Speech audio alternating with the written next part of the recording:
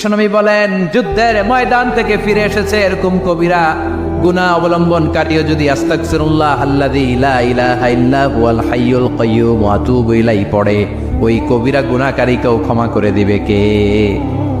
পড়তে রাজি আছেন তো? আবার সাইয়েদনা আবু বকর বললেন, ইয়া রাসূলুল্লাহ আল্লিমনি দুআআন আদউ বিহি ফি সালাতি, এমন দোয়া আপনি আমারে শিক্ষা দেন যেই দোয়াটা আমি নামাজে পড়তে পারি। বিশ্বনবী বললেন, পড়ো আল্লাহুম্মা ইন্নী যালামতু নাফসি যুলমান কাসীরান ওয়া লা ইয়াগফিরুয যুনুবা ইল্লা আনতা ফাগফিরলি মাগফিরাতাম মিন ইনদিক ইন্নাকা আনতাল গফুরুর রহিম। সুবহানাল্লাহ পড়ে। এটাও ইস্তেগফার। আমরা এটার বলে দোয়া মাসুরা, সালাম ফেরানোর আগে পড়ি না? যেখানেই ক্ষমা চাওয়ার কথা আছে ওইটারই কি বলে? ইস্তেগফার। আল্লাহুম্মা ইন্নী যালামতু নাফসি, আল্লাহ জুলুম করেছি, যুলমান কাসীরা, অনেক জুলুম। ওয়ালা ইয়াগফিরুয যুনুবা ইল্লা আনতা, তুমি ছাড়া এই গুনাহ ক্ষমা করার তো কেউ নাই।